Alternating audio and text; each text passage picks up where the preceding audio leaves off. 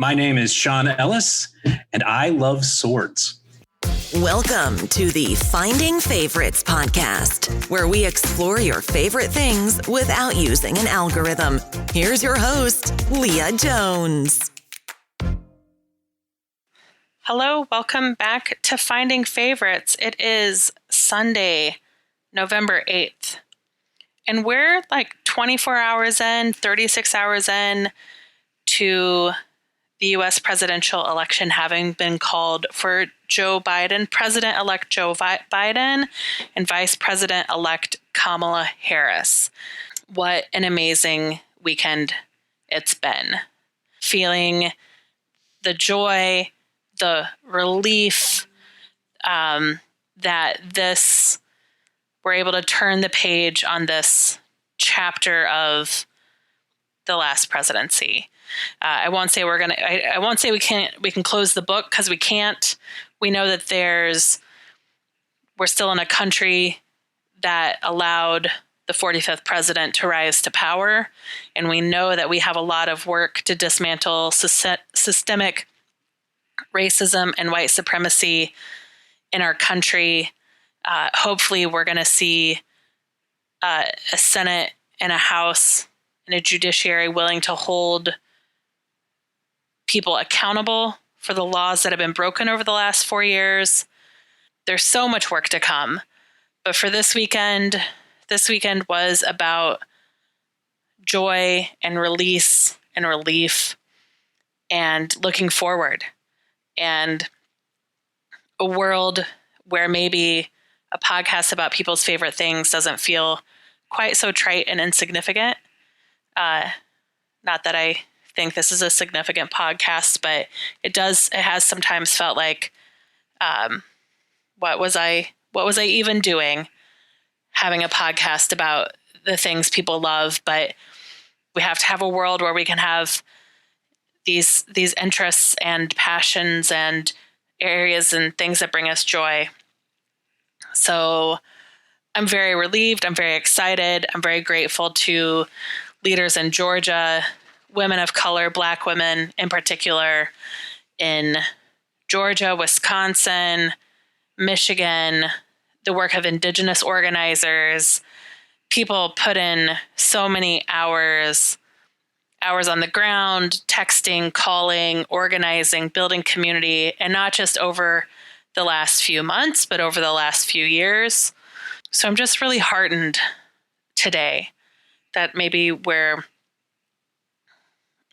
going to be able to move in a new direction as a country.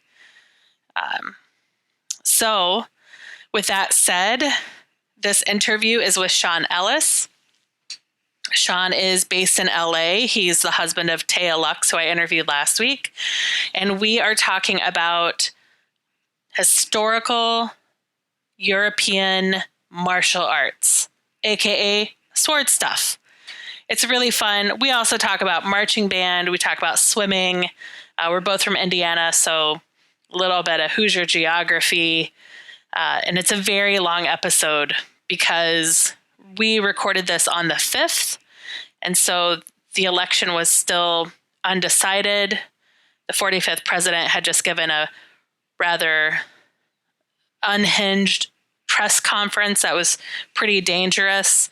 And so we went long on the interview, but it's a fun conversation, especially once we really get into the details of sword stuff. And so it's just going to be a long episode, and hopefully you enjoy it.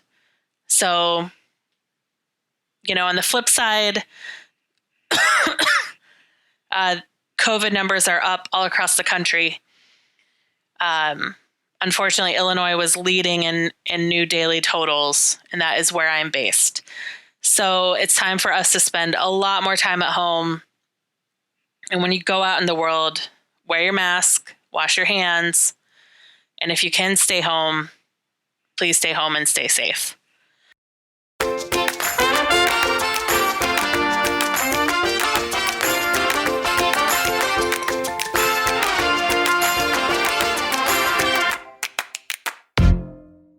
Hello and welcome to Finding Favorites. I'm your host, Leah Jones, and this is the podcast where we get recommendations from people and find out about their favorite things without using an algorithm. Today, I am joined by Sean Ellis. Sean, how are you doing today? You know how things are, but overall I feel pretty good.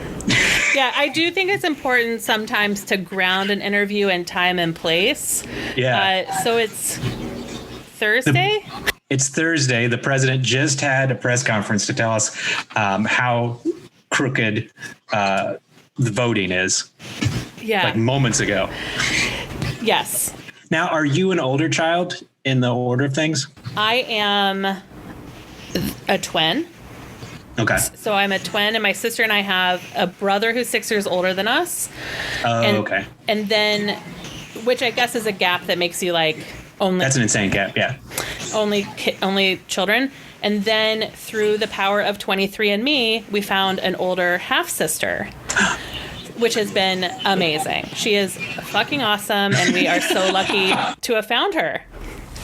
So she's 12 years older than me and my sister, and then 6 years my brother, and then us. The reason I ask is because I'm like the permanent baby in my family. So they would be having those conversations about my uncle in another room, and they wouldn't reveal it to me until years later after they made the decision. That's basically how things work in my family. Right. Okay. Which is a nice Midwestern way of working, is to hiss in the kitchen. Yes.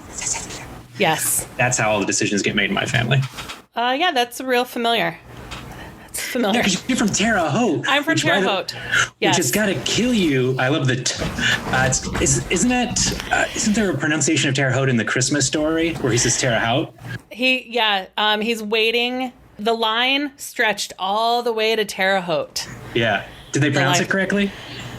I think so. I seem to recall. Maybe I'm thinking of something different, because I'm thinking when he receives the box and it's from Terre Haute and he pronounces it, Terre Haute. Oh. And not fragile. I'm not confusing those two things, but yeah, it's at the same scene, I think. I might be wrong. It's the same movie, yeah. The only other movie reference to Terre Haute is Steve Martin possibly in The Jerk. Really? Where at the end of the movie, he tries to hit a nuclear bomb. And he goes to hit the button. He gets pushed off the button, but his final words are, "At least I got Terre Haute." Yeah, so proud of Indiana. Yeah. It just keeps doing things to make me happy. Yeah. I mean, the political thing about my hometown, I'm from Vigo County, is that Vigo County has gone where Vigo County goes in the presidential election every year, so goes the country. There are a lot of towns like that. I wonder how often they're, we got to get a list of all those towns where that's allegedly true. Because I was reading about the same thing in a totally different state. Yeah. Yeah. Make a master list. I'm sure because the BBC descended on Terre Haute 4 years ago. And so there were a bunch of us from my age from Terre Haute tweeting at her go to Booze Cafe, go to Square Donuts, go here, go to coffee. She needed a bunch of Gen X Terre Hautians on Twitter telling her where to go eat. Terre Hautians. Yeah. Wow. Yeah. So, Sean, you were married to Taya Lux, who was my guest last week. Yeah, so excited she got to tell you all about her knitting and her hot dogs. And much in the same way that I've heard all I can hear about tiny hot dogs and knitting, she's heard about all she can stand of swords. So that's where you fit into our relationship. And so as we got on the Zoom, we found out we're both from Indiana. Yeah.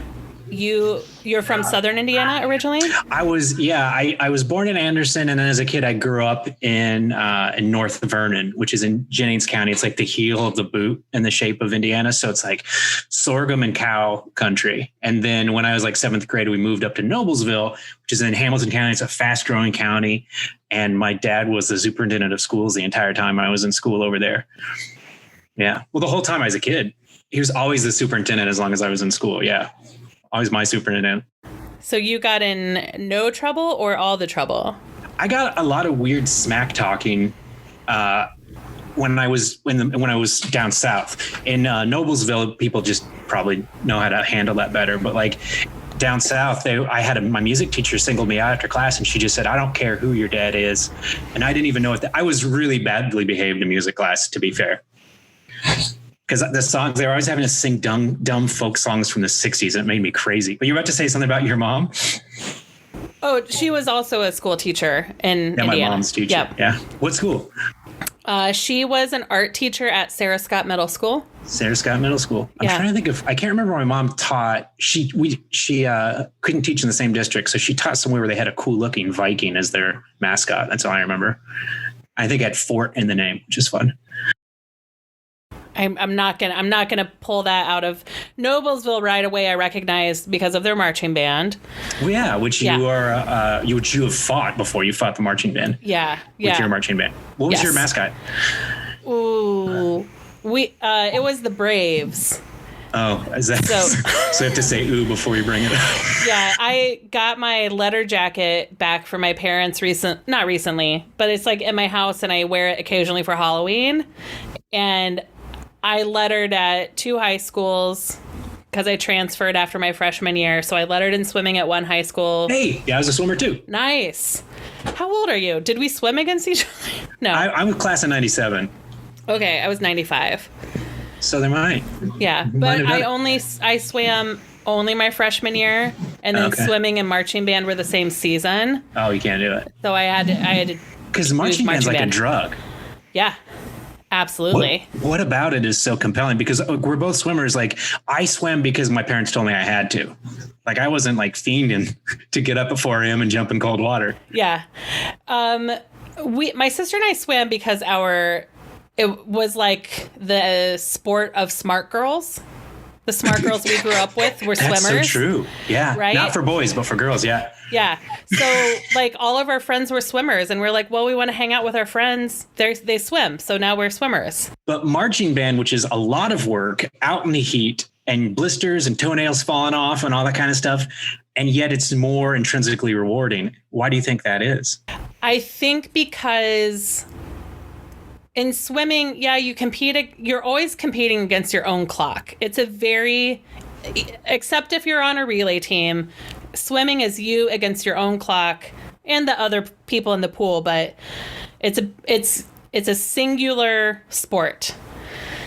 Marching band is on day one, like the first time you go to a marching band practice, they teach you how to take a step that is 22 and a half inches long. Oh, that's so good. Like no matter how tall or short you are, you learn what 22 and a half inches feels like with your feet. How do they teach that? Huh? How do they teach? Sorry to interrupt, but how do they teach that specific skill? You're on a football field, so it should take you a certain number of steps to go 10 yards. So it's the math of, I think is it 8? It can't be 8 steps to go 10 yards. That's insane. But it's the division of. So you look at the yard markers as you go? Because that has some really good applications to fencing. And if you have any exercises for making sure that you take concise and shortened steps, I want a piece of that. All right. So I'm going to put this in the chat. This is Field Band 101. Oh, I love it. So this is all about learning how to divide the grid of a football field into sizes. Wow. So I did a screen share of it. Yeah. So what's cool about, day one, you learn how to take a 22 and a half inch step, whatever that means for your body, right? If you're shorter, it's going to be a longer stride than me. I'm 5'11". Mm-hmm. And if you're taller than me, it's going to be a shorter stride than mine. So you have to learn how to move your body in unison with a field full of people of all types of bodies. Because any physical body can participate in marching band. You know, if you are somebody who uses a wheelchair, you'll play your instrument in the pit, probably. Although there might be more adaptive ways of doing marching band now than there were in the 90s. So step one, you learn how to move your feet. You learn how to march up and down the field in unison in a parade line. And then you see this grid with the diamond on it. So then you learn how to read these. I wonder if I can zoom in. So you are told like what your number is, and then you go and you look at this map. You're this looks like a battle plan now, but you can clearly see the yard markers for the football field. Yeah. So what you'll get, so this says set 19. So you have 16 counts. So you have 16 beats to get to this place from the page before. So you're given maps, and you have to learn how to connect the dots in unison as the maps change location. So when you're starting out, are you just marching up and down the field? Yeah. Yes. When you're starting out, you are learning, you start with a parade, like learning how to march in a parade, which is just lines of people being able to march in time together and also play their instruments at the same time. I don't even want to think about that. Like, you have to learn how to keep a mouthpiece against or in your mouth, playing music and moving your body in unison. And so you learn how to look at these maps, and you're like, okay, I've got 4 measures to move between these 2 maps of a drill page. And you have to watch people in your peripheral vision. You know, you might be told you're going to do this in a straight line with your group, or this one's going to be a follow the leader, or you're going to march back. Yeah, you're going to march backwards, and the person next to you is going to march forward, and it's going to look like a pinwheel. So what's cool about marching band is that you become part of an organism. Oh, yeah. And if you do your marching alone on the field, it looks like nonsense. But when you're with your band and you've got the color guard and you're moving in unison together, then it becomes a really powerful experience.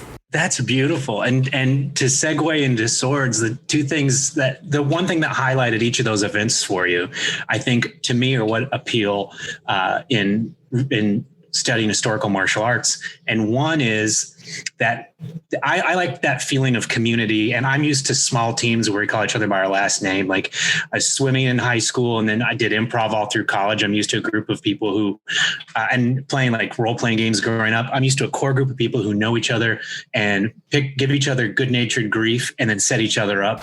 Yep. For success. But in the end, it comes down to how well you handle yourself. And, you know, swimming's fun because that's the reason I liked swimming, is because you're part of a team, but and the points all add together, but when you're out there, it's all about the best you can do. Yeah. And I feel like that's what's at the core of historical European martial arts. Is it's a very individualistic, but if you choose to, it's a very team-oriented activity. Yeah. So I think that's a really good point. And I've never thought about comparing improv and swimming in that way, but it's because I did stand-up comedy in Chicago, which is, as Josh Chaney said once, I don't know if did you know him? I know Josh, yeah. Okay. I'm laughing about the last thing I think I heard him say to me, because he's just a naturally funny person with an insane delivery. He said it at the Lion's Den, probably in I'm going to go 2003, that stand-up comics are lone wolves who run in a pack. Mm-hmm. Because stand-up comedy, at least how it was when I was attempting it, was about you being better than everyone else. Yes. And improv, which I went through classes at the Annoyance, but I was never an improviser, was you had to bring everyone up to your level on your team, right? Improv is a tricky thing because it's oh dear God, I hope we don't spend too much time talking about improv. We're not. We're going to move right to. But I do want to tell you this. Right to swords. The sword thing about improv is you are part of a team. You know, there's that whole Del Close quote about treat your partners like poets and geniuses, and they will be. And that's all fine and good until the SNL showcase. You know what I mean? If you've ever been to what used to be, I'm not even going to say their name because they're a crap theater who shut down and screwed a bunch of people. But one of the big improv theaters in Chicago, when they would have Saturday Night Live come and look at their talent, you would just see the most cutthroat and bullying behavior on stage from these improvisers who you formerly would see support each other, but they got to look good for the person who matters. And it was the same in classes, because you're doing your shows and then you hear, oh, so-and-so is going to be here tonight. We got to make sure we do a good job. And then you're editing everyone to get rid of them. And you're doing your Barack Obama impression or whatever the hell so you can get attention. And it's, at least stand-up is honest. And you say it's like a pack of wolves. It's like a pack of dogs that are constantly pissing on top of each other's piss, just so they can act like I was here I was here first. But what I love about what Taya's done with stand-up is she's created this community, like I was talking about, community, formerly at Geeky Teas, and now online, where it's she calls it open mic, but I think of it as genuinely as a showcase or a writer's room, where it's people who play well with each other, who take time out at the beginning of their sets to compliment the person before them, and figure things out together, which is so much more beautiful than going alone. Yeah.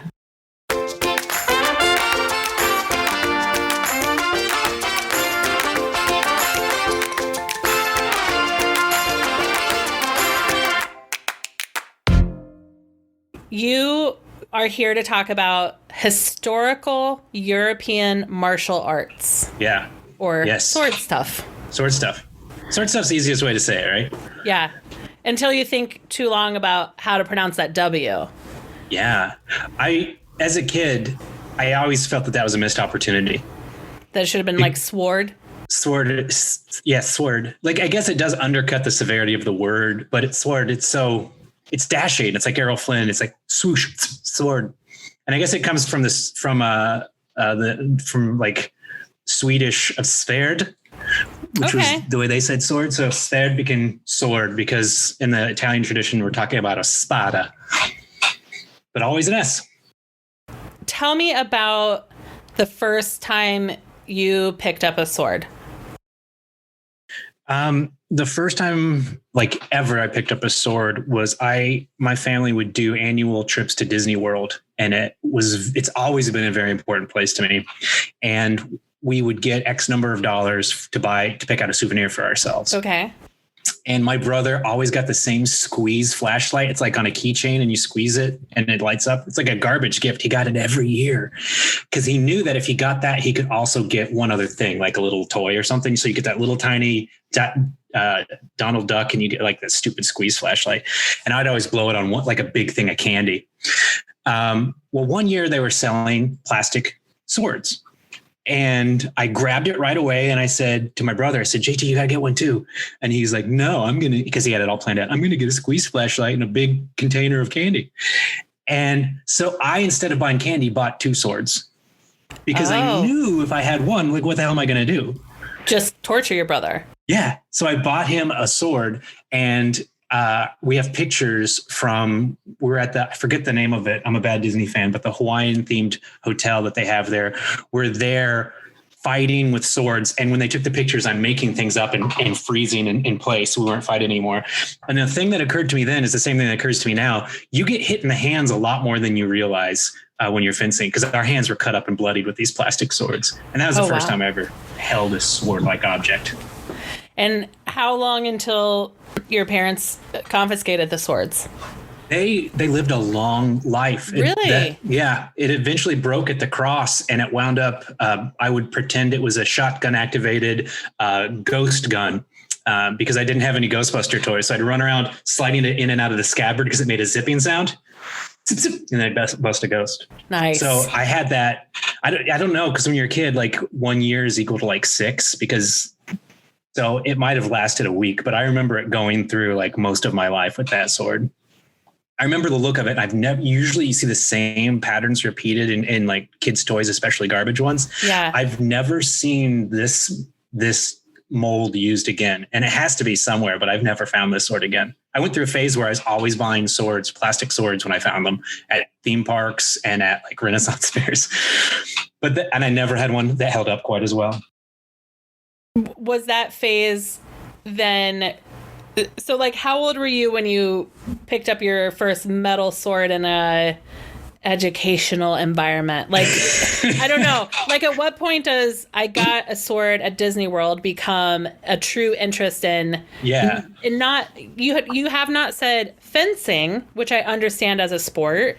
Mm-hmm. You've said no, I never did that. European martial arts. So so maybe a little bit, is there a difference there, or how did you get to, I mean, nobody was fencing in Indiana. That's how you didn't get to it. But like, how did you get to? Yeah.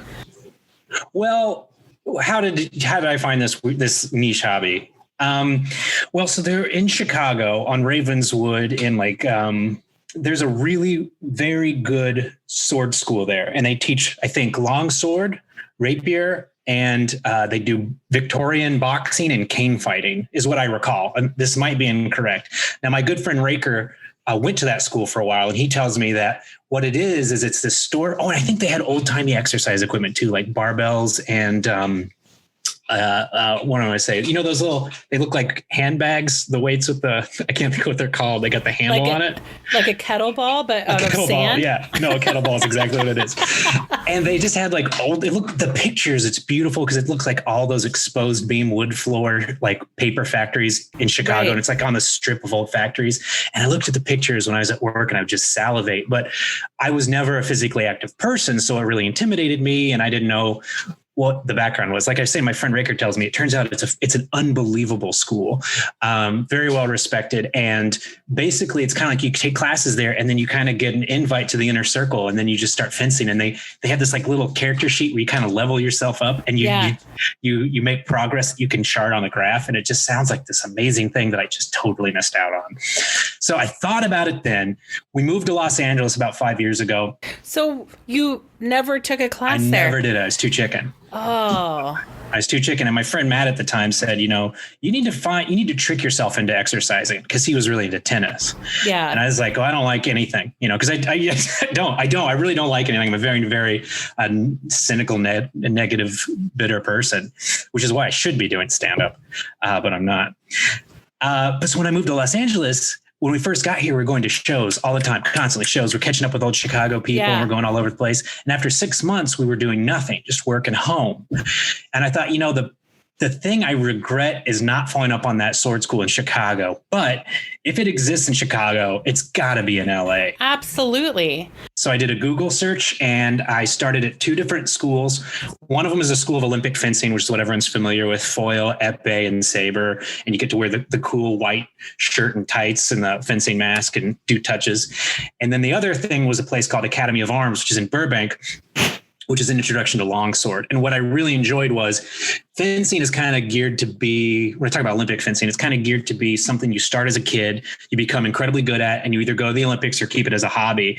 I couldn't find a good spot for me to learn fencing as an adult, to learn Olympic fencing, to be introduced to it.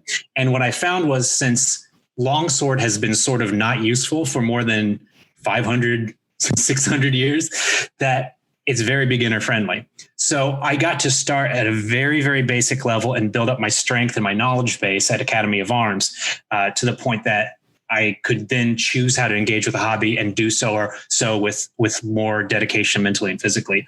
And it's since going there. So the first thing I picked up was actually a synthetic longsword. They make them out of nylon.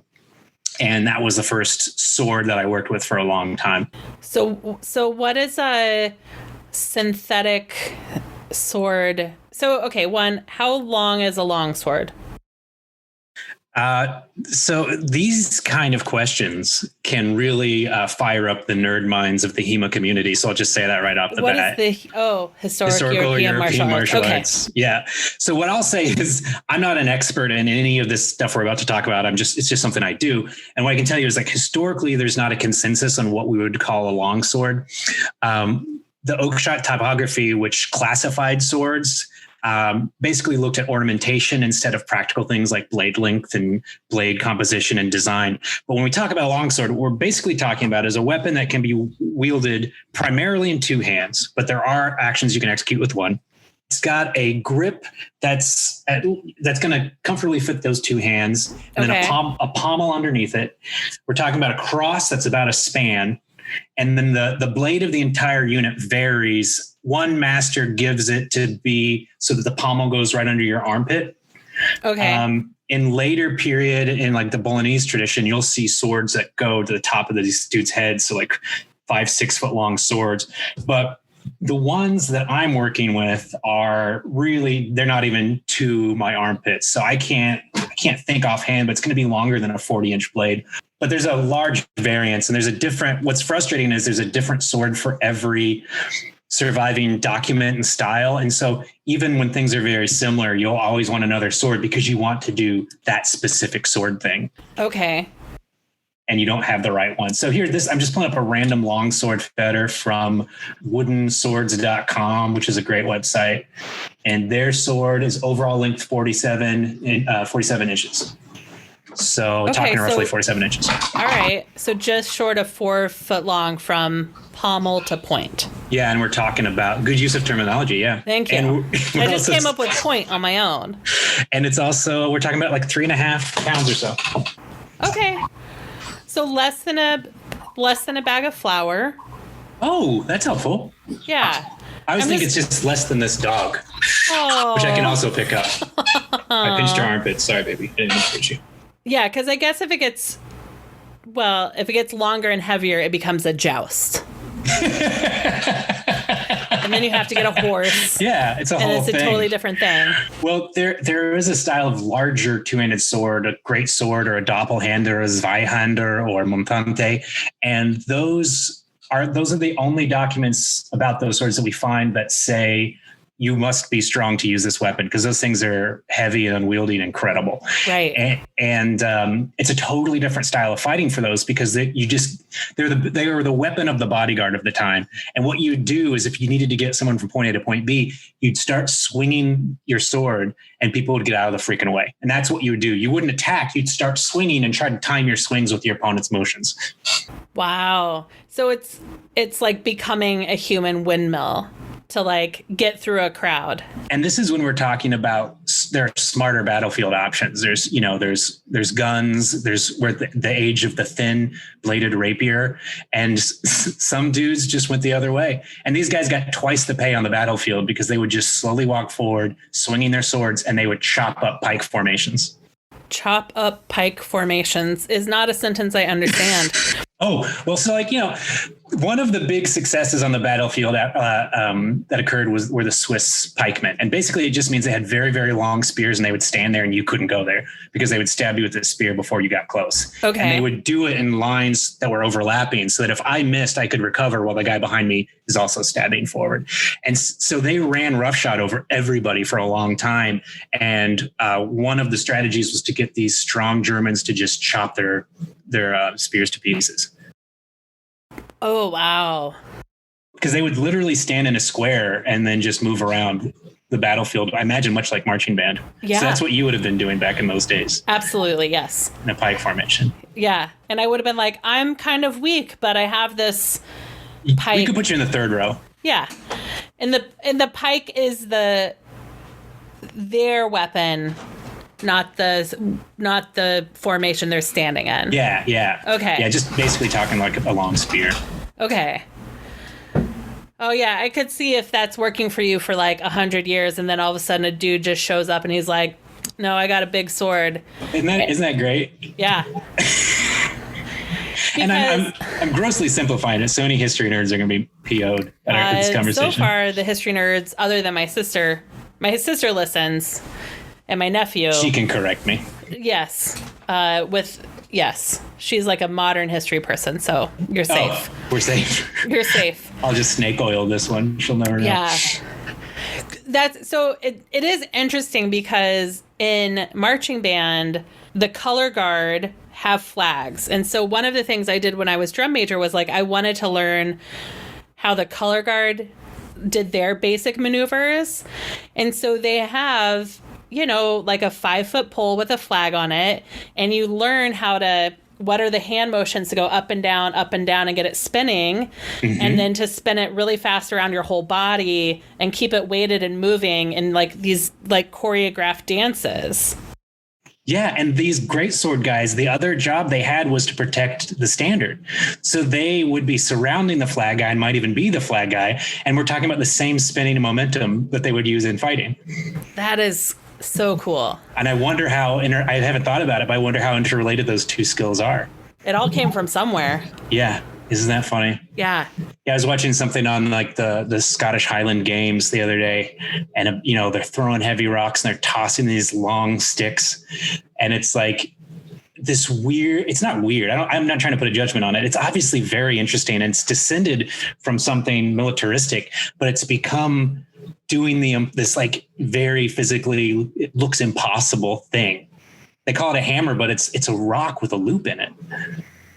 It's crazy. Because there were also, you are in a one-on-one race and you have to cut through a tree trunk 10 times. And one thing I just got hip to is competitive cutting, and a bunch of guys that I know from South Coast Swords, they were all on this. It was Forged in Fire knife fight, and it's got Goldberg, who was a WWF wrestler back in the day. He was basically the poor man Steve Austin. Not to be offensive. I mean, he was. I apologize if he's listening. I actually loved him. I was a big fan of his, though it doesn't sound like it. Anyway, he hosts the show, and you get to choose which knife you want to put through the course. Mm-hmm. And then you do the same thing. You chop through wood, you chop through rope, you chop through meat, you chop through bungee cords, and at the end they declare a champion. And did they also make the knife? Because Forged in Fire is the metalworking side of it. Yeah. So I saw one guy who made his own knife, and I've seen a couple guys who had their knives made for them by somebody on the show. Knives or swords. Wow. By the way, do you know the distinction between knives and swords? No, I do not. This is a nice little boring fact for you. An exciting, interesting, trivial fact? Bring it. So one of the big bits of trivia, have you ever heard of a sword called a falchion? Nope. A falchion is a slightly curved slashing sword. It might kind of look similar to a scimitar or something like that, if that's more familiar to you. So I've looked for historical documents to back this up, and I can't find them. But this is a story I've been told, and it's been repeated 100 times. I've heard this story from multiple sources, but I cannot prove anything in it.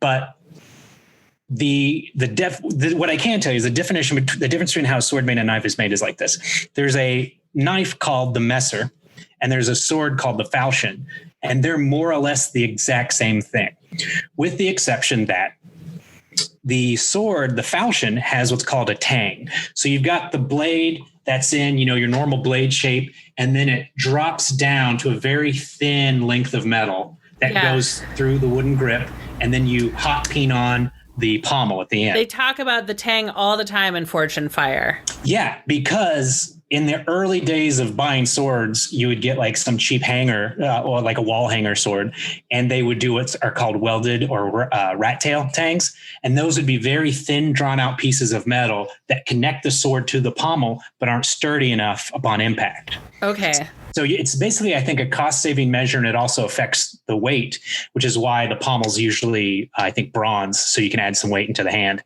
But that's the difference, is it thins out and it doesn't have as much metal. Now, a knife, as you can probably imagine from having seen them your entire life, it's basically the cutout of the knife is the exact same size as the handle, and you'll notice that they sandwich the wood on either side of the metal. The metal is the same size as the grip.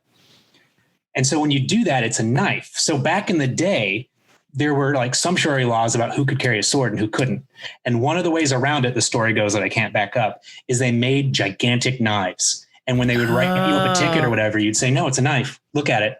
The definition of a knife is this kind of handle, and that's what I've got. And it got so hip, we think, that the fashionable class started carrying those around instead of swords to some extent.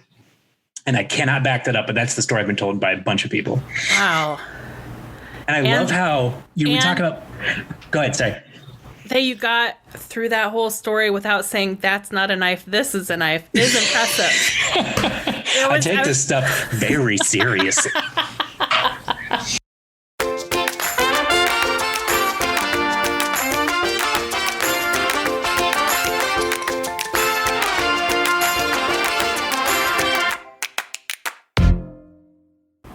I guess I'll say what I expected was, because I just know you guys did Chicago theater and comedy, is that my assumption was that your story was going to be one of like, well, I had to learn it for a play and then I fell in love with it and now I do it for real. So it's fascinating to me that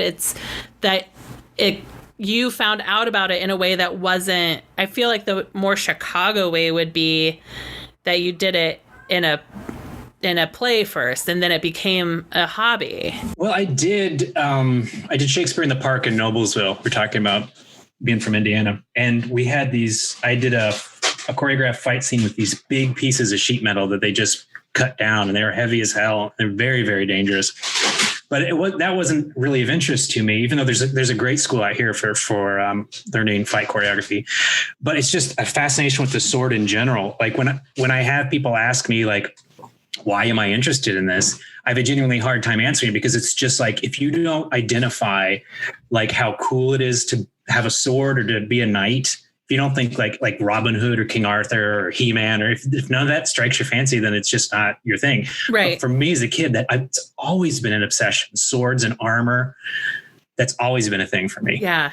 And so I always was seeking it out. I didn't know it was a thing. I thought that, the Fortezza was just an anomaly. I thought it was a weird, company that just it happened to show up in Chicago. Yeah. I didn't know HEMA was a thing, much less an organization that promotes, teachings of historical European martial arts. And I'm actually surrounded by like 5 or 6 schools out here in LA, different schools that all teach basically the same thing. And I started with just random Google searches, and what HEMA is we take the surviving manuscripts from about the 15th and 16th century that exist mostly as a result of the tradition of judicial dueling. So in the weird cultures that had judicial dueling, they would have books about special techniques in order to survive. So you'd be accused of something, you'd have 30 days to train or more, and then you would promise not to use magic, then you duel to the death. And you would hire a fighting instructor. There are historical records of people being kept in prison and being let out only to train with their sword tutor so that they can fence themselves to freedom in 30 days' time.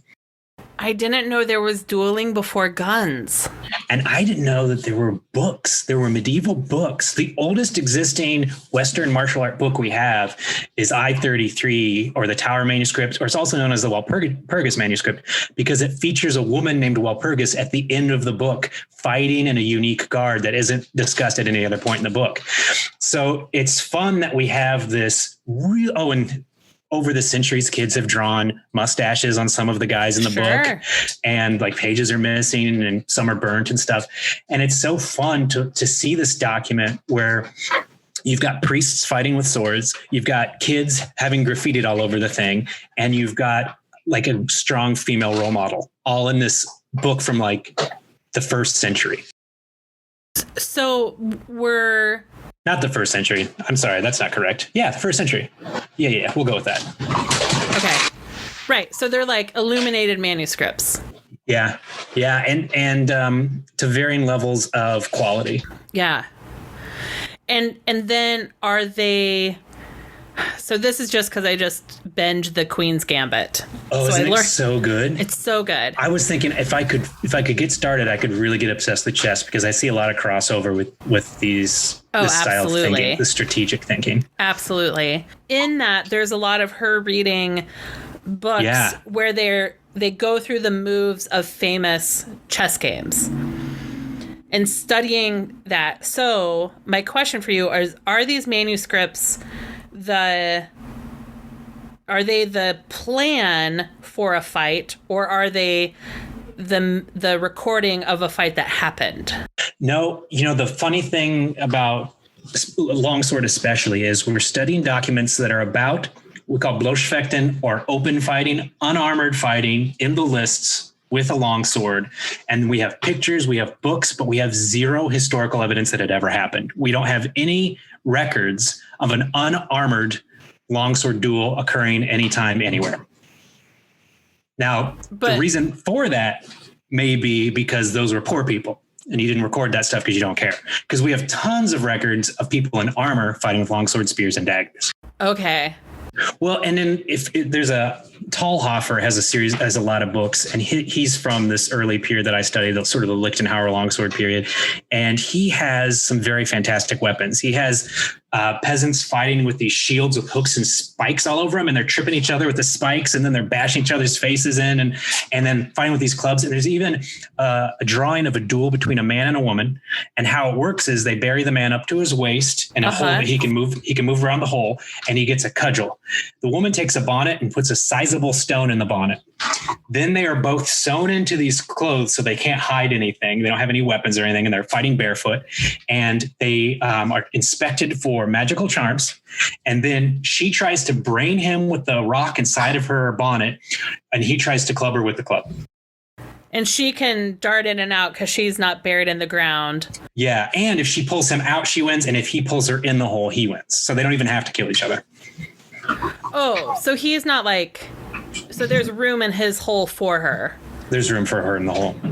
But this is another thing where we think that's a joke. We don't think that that was a thing anyone did, because apparently it's similar to a line in a play or something. And that might have been added to his thing as a little bit of color, because what Thalhofer's books were mail order catalogs. He would show them to rich people and say, what do you want me to teach you? What do you want me to teach your troops? What deep sea diving technology do you want to buy for me? He has a deep sea diving suit in there. He has like tanks in there that he's created. And it's basically, you say, I want to order that, and then he makes it happen.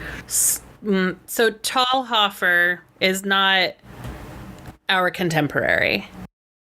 No, Thalhofer is, I believe, 15th century. Okay. All right. I was not sure if, because Tal is like a really popular Israeli name. Tal is a popular. So I have a number of friends who are named Tal and girls who are Tali. And so I was like, is this a person who is writing books based on it? No, this is like he was a trainer, or was he was a salesman. Yeah, I think he I don't, and it's fun because Kickstarter, they just did, this group just did a facsimile actual scale reproduction of one of his more famous and more weird books in full color. And it looks like it's printed on vellum and everything. And it's just breathtaking to see, but it's not very useful because it's basically like science fiction. Like, would it work to put someone in a leather suit, put them underwater with a very long snorkel that someone's pumping at? I don't know, but you could buy one and the dude could set you up. Huh. So is he like actually a contemporary of Da Vinci more? He's I think before that period. Basically in German longsword, which is my primary method of my primary study, you've got Johannes Lichtenauer being the guy who composed our source material called the Zettel. The Zettel is like the recital. And what it is it's a poem in code that teaches you all the secrets of the longsword. And because the Germans didn't want to pay for that poem and forget it, the reason we know is because they kept notes telling the secrets of the code. And that's different from English longsword. We have the poem, but it's a better poem and nobody took notes. So we don't know what it means, because the English poem, it's about longsword, but it's all about hawks and rabbits. And we just don't really have a good grasp without severe interpretation. We just don't know what it means. Meanwhile, the Germans are writing it out all verbatim because they don't want to get ripped off and forget how to do the tricks. And then they're copying it and they're passing it down after generation to generation. So there's like this first wave of these books that are all pretty contemporary. Thalhofer, I think, is from the Brotherhood of St. Mark, which comes along probably after the life of Johannes Lichtenauer. And he is a member of a brotherhood of longsword masters. And the concept, the core of Lichtenauer's system is, I'm going to teach you this longsword. And this is applicable. Oh, and I'll teach you grappling. And from now on, this is how you use a sword. It's also how you use a spear. So don't worry about it. This is how you grapple. It's also how you use a dagger. So don't worry about it. And once you learn those two things, you can do everything. Spear, sword, messer, dagger, all of it is taught. Wow. And so Thalhofer was using those old classic traditions and trying to keep them alive. And I don't know, it does sound very Leonardo da Vinci, and I hadn't considered that. But when you look at the artwork, you can see there's a crudity there that's not present in anything that Da Vinci does. Okay. So it sounds to me like there's two sides of this hobby. One side of this hobby is fabulous, nerdy history hobby, where it's like looking at the original text, interpreting it, trying to find new text, bantering about like, what do we think this means? And then the other half is the physical art of HEMA, right? To your point that there is the scholarly and there's the physical, I think that's 100% correct. I came up with this beautiful analogy that's going to be super helpful to you. Have you been watching Cobra Kai? No, but I keep hearing it's phenomenal. If you like Karate Kid, which I did, when I was a kid. I love it. Taya does not care for it. But I love it. And I thought she was going to correct me and say it's fine, but she didn't. So there you go. But so it's kind of like Cobra Kai versus Miyagi-Do. So Miyagi-Do is this reflective, you do a series of katas, which is what's called in Eastern martial arts, which is you learn some choreographed movements and you do them and you try to get them perfect. And so then if you're in a fight, you go to those perfect positions and you're protecting yourself and you're striking. Cobra Kai is about what's effective in the ring. And that what they want to do is like, they give you tips like, if you duck low, they can't see you hit them in the crotch with an elbow. So duck low and hit them with, stuff like that. And so in my mind, in HEMA, you can really pick your poison. You can do a lot of studying and interpretation because the artwork is rough, the words are vague, and they've been translated sometimes 2 or 3 times, right? Like there's a famous, one of the Italian longsword masters, Fiore, he's got a version of his book that he's written in like Proto-Italian that was rewritten in Latin for the hip crowd, in common Latin. And then I have a copy of that translated back to English. When in HEMA, you will think you have learned something or that you know something, and then you'll realize that sometimes meaning can really hinge on the color of the word. And also the writers at the time, very inconsistent in word usage. And sometimes the book rhymes and they'll substitute a brand new word for what may be the same action because they need it to rhyme. So there are all these concessions that really muddy the waters. And again, it was written at first to prevent you from knowing it. They only wanted the people they taught the code to know it, because if you get into the ring, you want your student to win and not the other guy. Right. So you don't want a playbook that can be stolen and interpreted. And what we're finding is you get these plays, like there's Lichtenauer's is this system of master cuts or Meisterhoyen, and they're supposed to be these great secret cuts that do amazing work against these guards. So when you see someone in a guard, you throw a master cut and he's totally screwed. And what the fencers I fence with have found is like, it's really tough to pull this stuff off. It just doesn't work out of the box. Yeah. And we don't have a good knowledge of what the common fencing was. We know what the artsy fencing is, but we miss so much that wasn't recorded. Again, the common stuff. So we don't know where to start from. And it's like we're starting right at college level courses, and it just doesn't. I remember seeing something about archery, about they were like, oh yeah, in the plays and all these books, they always talked about how people would double up on like the speed that people could do arrows. Mm-hmm. Mm-hmm. There was a video that went around that was pretty famous of a guy doing a lot of crazy shots where he rediscovered and it was old techniques. It's that sort of thing that everybody thought it was fake. Like they assumed that what they were reading in these historical documents was fake. And then this video came out and this person studied it and figured it out and like found the way to get the speed of archery that was recorded in these books. Yeah. And well, the other situation that we have that's unique to sword fighting, what we're also doing is we're not accurately simulating the situation. So in terms of archery, you can pick up a bow and you can pick up an arrow and you can shoot it into a hay bale and you're 100%. I'm not going to go out in a park and swing a sharp sword at my friend who also has a sharp sword that he's swinging at me.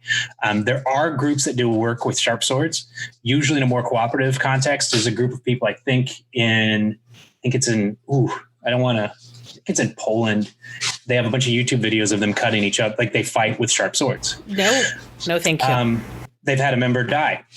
And they have like a medical stapler there. So if you get cut open, they shave your arm and they staple it together. Oh, that makes everything hurts.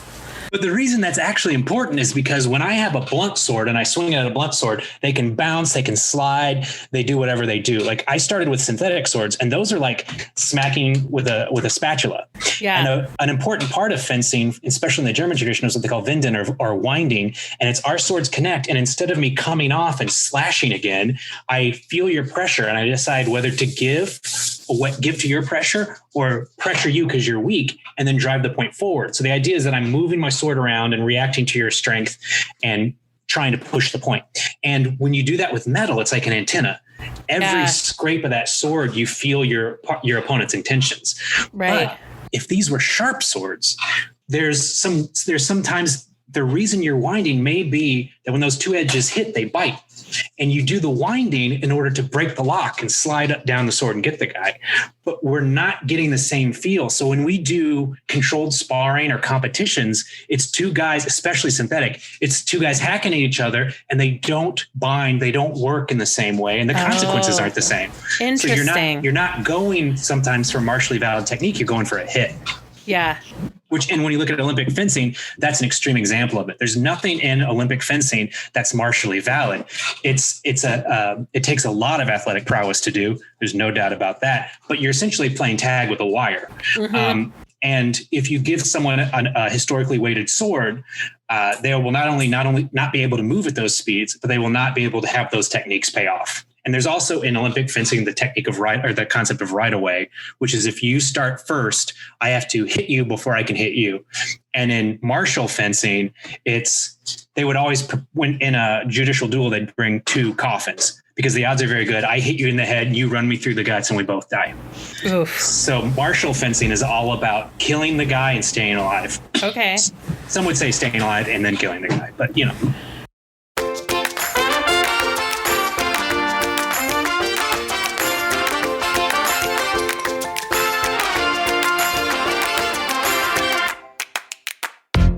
And what happens when you go to the sword gym?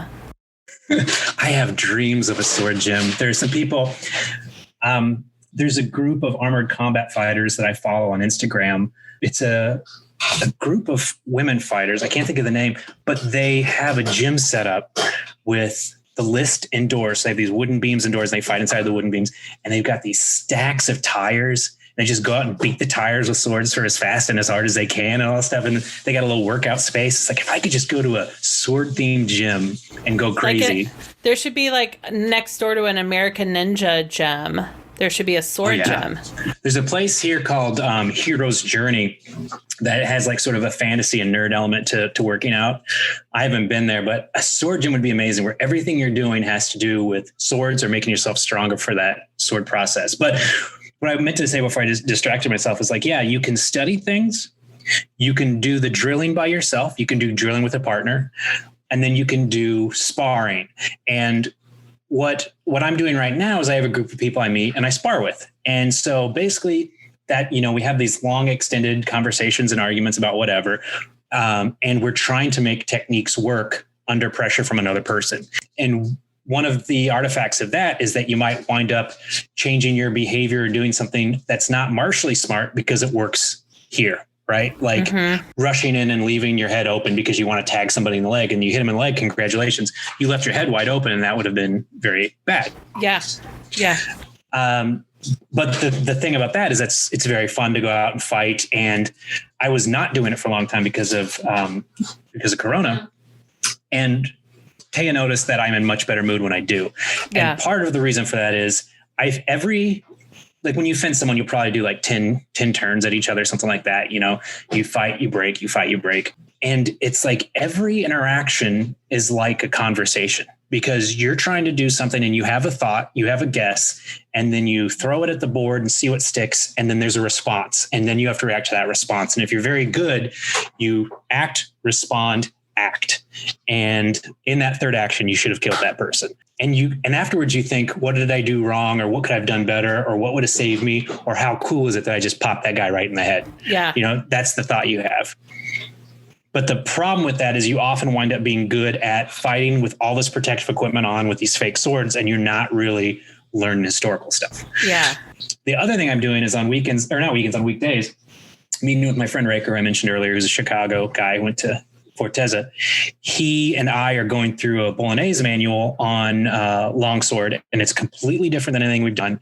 And it's kind of like a series of katas where he's telling you the choreography. And what we're doing is we're trying to learn the choreography, trying then to say, okay, why are you doing that? What are we imagining what the opponent's doing? Because it doesn't tell you. It says, do this, then do this. It's like, okay, in what sort of martial context would you do this? And so that gives me a nice slow burn in my shoulders because we have to hold position for a long time. Yeah. And it's like you're talking about with that 22.5-inch step. I'm trying to get my movements exact. Right. And I'm trying to only do what the guy from the 1600s is telling me to do and not add any of my own crap. And that's totally different than going out and just going ape on a friend. And are you guys, Raker? Is he in Chicago? Are you guys doing that on Zoom, or is he now in LA? Oh no, too? He's here in LA. But I would say that there are a lot of great online courses to take for somebody who's been cooped up for too long and is interested in this. There are tons of beginner classes to take that you can swoosh around in your apartment or hopefully a little place outdoors. Not likely in Chicago for the next couple of months, but it's a great time to start because there's a lot of stuff available for very, very cheap to try out. And that's cool. So you did say, so you are wearing protective gear. Mm-hmm. How protective? I will wear, I feel like I'm like pretty Michelin Man protected? It kind of. Okay. So I'll start with a base layer of like a football shirt, which is like the padded, like what you would wear under your big pads. Okay. So it's got like smart foam on the shoulders and around the back. I have a kidney issue, so I try to protect those. Sure. An athletic cup, and then I'm going to get some padded shorts that they do for football too to protect my hips. Basically, you want to cover the bony bits because those are the parts that really hurt. Sure. So that's your base layer, and I put on a plastic chest guard. I got thrust in the liver once with a synthetic, and it was jarring. I was so unprepared for it, so it was just like I could feel it touch my esophagus. So now I wear this plastic chest guard, I think maybe you call it plastron, and that prevents it disperses the impact, and B, if a blade breaks, it won't stab me in the innards. It'll hit the plastic and stop, hopefully. Then I'm wearing 350 Newton breeches and gambeson. The breeches are knee high, and 350 Newtons is like its pierce resistance layer. It's the same level of pierce resistance as Olympic fencing clothes, but it has padding, light padding on the hips and the thighs. I found that especially with one-handed weapons, you get hit in the legs a lot. Two-handed weapons, not so much. And so I cover my thighs when I'm doing one-handed weapon, and then I wear hard knees that cover the sides as well. Sure. And then I'm wearing those cool knee-high stockings and low-profile shoes with like a thin sole. I sometimes wear shin guards because some places want you to. I don't care for them, so I don't usually wear them.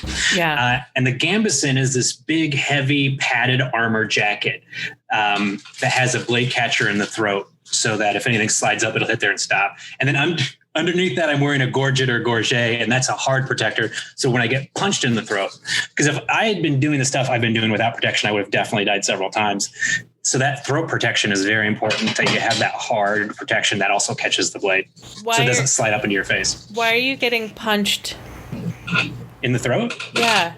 With a sword, I mean. Oh, okay. I should have said stabbed, sorry. Yeah. Yeah, I would prefer if you use the more appropriate language.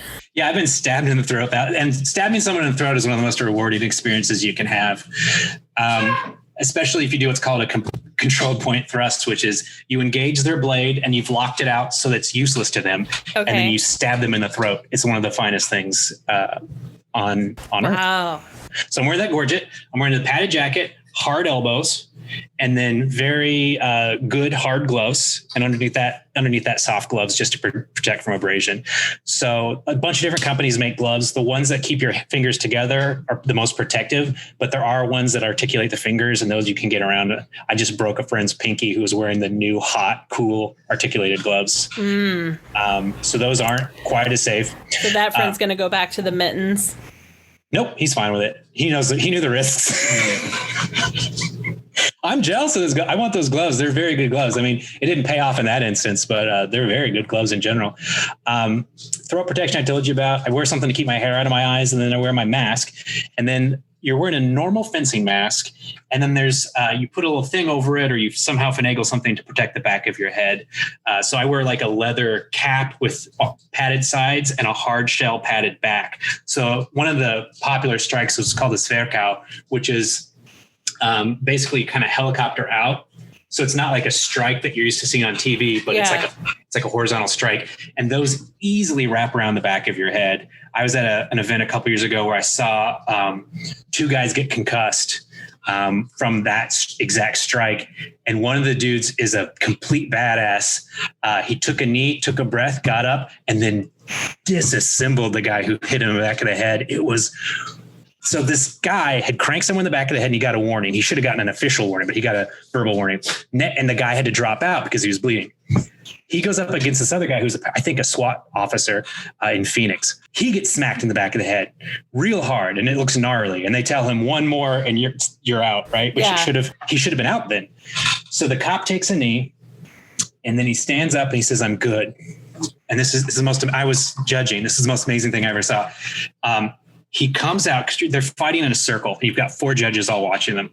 The guy stands center circle and throws this like heavy, dangerous, clean cut from his right, like just coming down. So the guy parries and retreats, and sparks fly everywhere from the strike because he hit it at this angle, and it was like an angle grinder, just throwing sparks. It's like a bottle rockets had gone off, and he backs up. And when he backs up, the guy follows him and has him boxed into the corner. And then all he does is wait for the guy to move and then tag the part that sticks out. That's all. And then they break him. He does the exact same thing, a heavy stroke that'll kill you, throws sparks, backs the guy in a corner, waits, tags him. He just does that just cleanly, safely, and accurately disassembling this guy who just cranked him in the back of the head. It was gorgeous to have that level of like self-control and skill and physical grit was unreal. And then did he go straight to the hospital for his concussion? No, because he had more fights that night. Wow. Yeah, last time I went to SoCal Sword Fight, it was the injuries were starting to mount up on my group of friends. Yeah. So you got into this when you moved out west. Yeah, maybe about 4 years ago. So within 4 years, you're judging, you're fully outfitted. You really went like all in. Well, part of it was that feeling of community. Yeah. Part of it was knowing that this hobby has a lot to go. It's not just going to be like something I pick up and bail on. And knowing that at any time I can stop making it dangerous for myself and just continue the hobby anyway, which is great. It's a good sport for older people because a sword is a labor-saving device. You're essentially learning how to use a labor-saving. It's like having someone carry you for half of the marathon. It's great. So it's not as strenuous as tearing someone apart with your bare hands, for example. So as I'm getting older, it's something I can do for now, and hopefully I'll have some ability by a certain time that I'll still be helpful with other people's journey in this sport. When you open your sword gym after Corona. Well, I am one of the co-founders of the Los Angeles Historical Martial Arts Society, or LAMAS. And, we don't really know what we're doing with it, but what in the long run, but what we're doing with it now is, I told you we're surrounded by all these schools, and with dojo politics, not everyone gets along. And what we try to do is bring schools together whenever they're studying the same thing, have an event that's about the same thing. Like we had a sword and buckler symposium last year that was a great success because all the schools were coincidentally doing sword and buckler at the same time. So we had a place where you could go and learn each teacher's different ideas on the same topic. So and a like buckler is a just small class. shield. Yeah.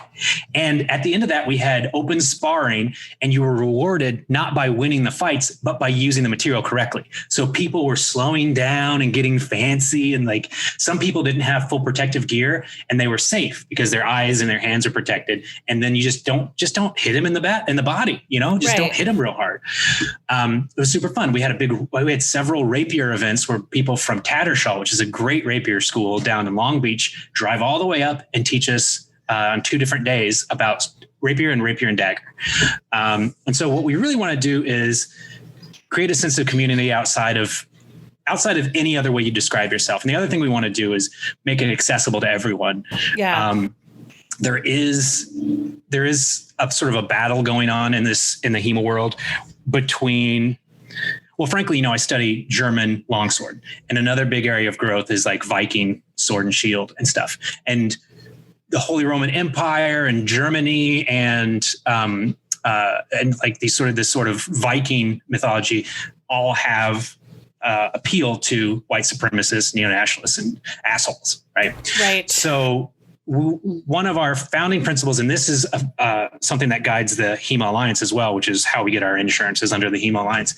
They are an inclusive group of people who want to share this hobby with as many people who can use it responsibly. And at Academy of Arms, one of the first lessons they taught us is don't hang out with white supremacists. And the reason that's a lesson is because I didn't know that there were I still haven't met any personally, thank God, but I didn't know that was a thing going on in this community. And it is. And one of the things we want to do is say, hey, swords are for everybody. Anyone who grew up wanting to futz around with a sword, we want to hang out with, as long as they're safe to be around and they're, they're cool. And I just have been in rooms where I felt someone was not welcome. A type of person was not welcome. And I don't want that to ever be an environment that I help to create. I always want it to be that somebody who's out of shape or somebody who's emotionally or socially resistant to interaction can still have enough slack cut that they can be there and they can participate at the level they choose. I love that. It's a very That's what you said about marching band, right? No matter what your body shape, you can do this. And that's the same. Except the white supremacists. They can't do it. Which they're not allowed to do it, which they're actually pushing back now. They're like, it's not cool that you guys are social justice warrioring and virtue signaling. Like, just because we're white supremacists, we should still get to show up and make everything smell bad too. Right. I don't know. Yeah. And that's one of the reasons we chose the name for the group, because we call ourselves llamas. And then our logo is like a sapphire llama, because the idea is that, like, let's just not be appealing to a meathead person. And it's not even somebody, I haven't interacted with anybody who's the way I'm described. I'm just being cautious. I have interacted with a lot of actually types and a lot of mansplainers and a handful of inconsiderate bullies. And I don't want to deal with those people either. And so it's, and when you have a for-profit system, it's like, yeah, he sucks, but he always pays on time. And I just don't want that kind of community. I want a legit community where people are there because they want to be there and they're supporting each other. And if you suck, you can go. It's so important. Yeah. It's the no asshole rule. A no asshole rule. What's fun is you can pull from all these quotes too, of all these writers talking about how swordplay sharpens the mind and hones the body. And it's, the tonic for every malady and everything like that. And for me, it's been an adventure in understanding how I learn, because I'm starting with an impossible bit of material. I'm trying to learn it. And so I've really learned patience with myself. I've learned to control my bullshit attitude when things are difficult. I haven't stuck with many things that were difficult and continued on with them. Sure. And this is something like, it gets hard, stick with it, figure it out, and build community and get physically stronger. My dad at Christmas, he reached over and just sort of like grabbed my shoulder when he walked in the room to say hi. And he went, ooh, getting strong.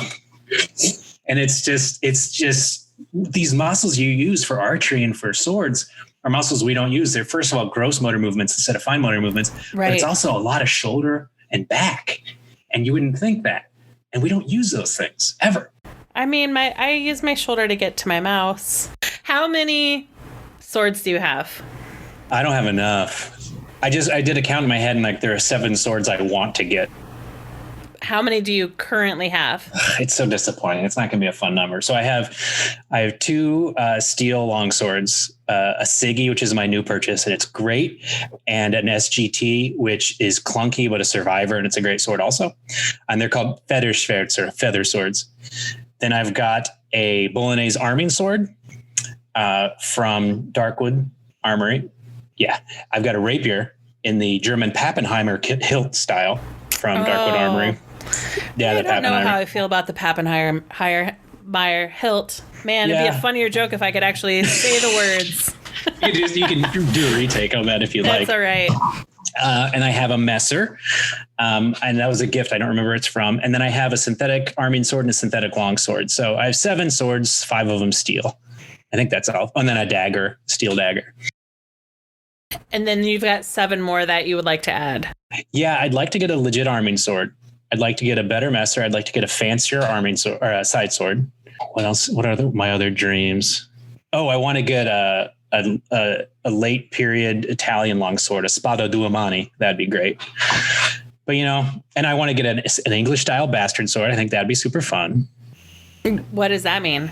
I think so. Bastard seems to be used in fencing terminology to mean the state between things. So a bastard sword is like, you can use it two-handed, but it's as easy to use one-handed. So it's like a one-handed blade length with a hand and a half grip. It's a utility sword. It's a utility sword. It's a good war, like on the field of battle type sword. What did you see any movies growing up about swords that were formative for you that you really got excited about? I mean, I definitely think about Sword in the Stone. Mm-hmm. And I was in Robin Hood in junior high in a play of Robin Hood, but I played the monk. So I didn't get... And you rolled your eyes. The idea of Friar Tuck. Friar Tuck. I couldn't remember his name. And then like Princess Bride. Princess Bride. So in that fight scene, and this is a fun thing, I didn't understand the dialogue, but they're actually calling out the names of famous rapier teachers. And each person that they reference is a book that you can read. So he's got the line where he's like, unless your opponent has studied his Agrippa, which I have. And Agrippa is a writer of rapier fencing at the time. I thought he was just saying his grip. He hasn't studied his Agrippa. Mm-hmm. But they're throwing names of masters in each other's face to prove how much they've studied. And they're doing nothing that closely even resembles the work of those authors at any time. Yeah, so I think those are probably... Princess Bride is probably like the most formative sword fight one. And I think everyone you talk to who has the hobby that I have, they will be able to talk about that sword fighting sequence. They all love it too. And then they've probably all played Dungeons and Dragons. Those are probably likely to be true. But since you've ticked off all the nerd markers, and I've clearly made a link between swimming, marching band, the things that are good with it. Yeah. And linking that directly to historical European martial arts. And I've told you you're very close to one of the best schools, certainly in the Midwest. You're basically as good as done. Yeah. I am wimpy. I am wimpy. You are also wimpy? Well, I really didn't. I've never done anything. And that's the thing, is it took me a long time to get to a point where I could do these motions well, which I'm still in that journey. But I had to get fit through swords. And now after that, I was trying to get fit because of swords. I wanted to get more fit so I could perform better. Yeah. Because my first competition, I thought I was going to die. I didn't even fence. I was just taking classes at this competition, and I thought I was going to die. And the teacher who ran me so hard, I wound up striking up a friendship with, my friend Sigmund, and we fenced together for years after that. And then my next one I went to, I did fence, and I felt like throwing up. And I was like, I can't believe how hard this is, because it's like that scene in Saving Private Ryan where the guy's trying to stab the guy and the other guy's fighting him. Uh-huh. I have felt my body give up under mortal pressure so many times. Like there's a point where you're just like, I can't fight anymore. And you go out and you get hit in the head and you're like, I have to stop because I'm not defending myself. Yeah. That moment does come. And so I got beat around. I felt like I was going to throw up because I'm going as hard as I can. I can't let my guard down. And then last year I went to SoCal Sword Fight and I fought through my heat, all the people I had to fight through my division. And I felt fine because I finally, after 3 years, got to a base level of physical fitness. And since you can engage in the sport however you want, slowly or fast, with contact or without, your own. And my position is always, if you're doing something, that's good enough. So you don't have to go hard. And that's what I think is so great about this hobby, is you can take it at the level that suits you. And I have a friend who used to do stunt fight, and he's like, I think one day I'll be fit enough to do that. I took him to a class and he did it. He's like, I like it, but I'm not fit enough for it. It's like, well, you're never going to do it. Yeah. Because you're never going to be fit enough to do this archaic martial art form that nobody needs to know. I love it. So my nephew, Quinn, I found out yesterday, does listen to my podcast, and he's cool. Hockey goalie. Yeah. I took him last winter. We did, one of my nibblings in Idaho graduated from college, and so I took him on an auntie adventure, and we went to Idaho and we went skiing, and he's very physical, very high awareness of his body. That's amazing. So I think Quinn could absolutely get into this. Sorry, Rain. It's another expensive hobby. But he does have he has one set of pads from hockey. He knows how to move in heavy gear. Well, in the old days, before we could buy anything, we had to wear hockey gear. Luckily, I wasn't around for that part. But yeah, people were out fencing in hockey gear, and it's not the best. You know, I've defined it for myself as not being assertive, not being violent, but asserting my will on the other person and keeping myself safe. I see it that way. Like, instead of saying I really want to be aggressive, I say I want to be assertive. I want to take up their space. I want to limit their options. Yeah. And I want to get a clean hit right in the throat. I want to stab them right in the throat. Yep.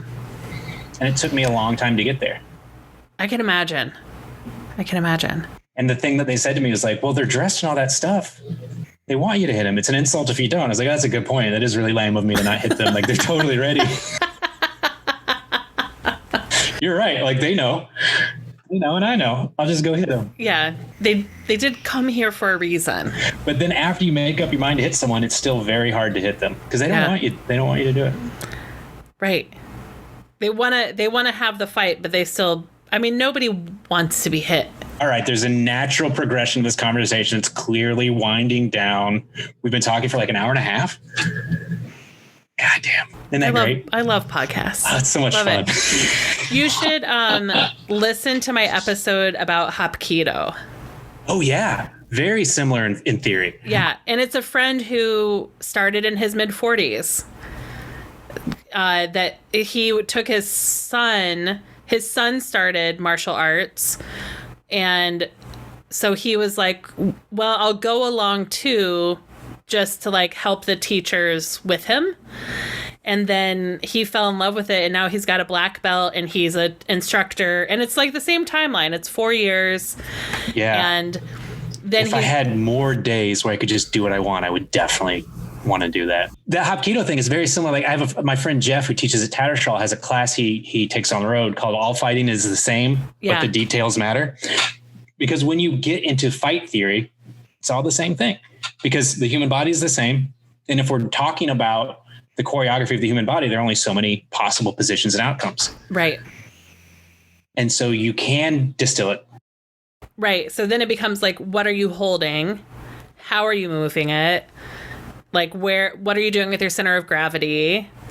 And how many, like, hey, look over there. No, here, boom. Jokes can you make? Yeah. Well, one of my things I'm interested in is like, what's the difference regionally in how people address fencing with the longsword? And it's interesting to me because the Germans, they want to cut at you and they want to keep you at range and stab you. Mm-hmm. The Italians want to cut at you and either hit you or knock your sword out of the way and then grab you and manhandle you and throw you to the ground and break your arm and stab you. And they want to get close. The English want to immediately back up. So they want to wait until they have a clear, beautiful opportunity and take what they can get and then get safe. So the idea of like the Italians would parry and riposte, you know, they'd knock it out of the way in the counterattack. The Germans will throw an attack that's also a defense. So they do both in the same action. And the Brits will fly out and then fly back in. Wow. It's interesting that the same moment in a fight where both people cut at each other has three different, well, more than that, but it has these basic theories of what you do next. And the different schools disagree. Fascinating. This has been an amazing introduction. I really appreciate it. So your organization, your llamas. Yeah. Los Angeles Historical Martial Arts Society. Can people find you online or? Yeah, we got ourselves a cute little website. Obviously with COVID, we're not active right now. Our insurance has made it clear that no COVID insurance. So we're waiting until things can be safe again to do some stuff, but we're talking about what we want to do next. One of the things I want to set up is we're also talking about different bodies. For women in the sport or the art, it's often, I think, very unfair that they're put in these environments where people much taller than them are fighting, because reach is very crucial in the martial arts. And it's not, and they're constantly fighting someone taller than yourself isn't fair. And I also know that at least in some instances that women their voices are not heard. And they're often spoken over in male-dominated spaces. So my next project, as soon as we get a chance to do something, is I want to have a female identifying fencing night, so people of comparative builds can go to a space where they're not going to be condescended to or corrected, and they can develop their own dialogue about what they want to do. And so that's going to be my next project with Llamas that we'll be doing in whenever life starts again. Right. When your insurance company allows you to fight each other again. And the government. I think we're not supposed to gather unless we're all in the same family right now. I'm not. Yeah. And Taya's made it clear that she's not Crystal. Crystal clear. And what about you? Do you want people to follow you online or? All I do online is goof around. So, I mean, don't worry. I would say don't worry about it. But check us out on, we're on Facebook. We got our own little stupid website, and we can join our mailing list, and we can send you information when we set up events. Fantastic. Well, this has been a really fun way to spend waiting to find out who's president. Oh God! I haven't even thought about it for like almost 2 hours. Right. Okay. I'll let you know. What if it happened? What if it happened while we were talking about this? I hope it has. Okay, I'm going to tell you if there's any news. Oh, a nasal spray to block. Okay, that's not helpful. Biden showing strength. The count is exactly the same. So. All right. You have to do another podcast, I'm afraid. Yeah, I will. Hopefully, when I do the intro for this, when I release it on Sunday, maybe by Sunday we'll know. Congratulations to us. Yeah. Future us. Yeah, future us are going to be super happy. Yeah, I hope so. Yeah. I'll cut this if we're not super happy. Thanks for talking. I really wanted to, my goal, I think I got ahead of myself by getting too enthusiastic, but I just wanted to let people know that this exists, that I find it super rewarding, and you can get what you want out of it. And just check it out, because if you've ever been obsessed with swords like I have been my whole life, there is a way to play with them and learn about them in a real deep, enriching way. I had no idea there was anything in between fencing and choreographed fights for a stage. All right, great. Well, thank you, Sean. This has been great. This is great. Thank you, and love to your cat. Thank you. Thank you for listening to Finding Favorites with Leah Jones. Please make sure to subscribe and drop us a 5-star review on iTunes. Now, go out and enjoy your favorite things.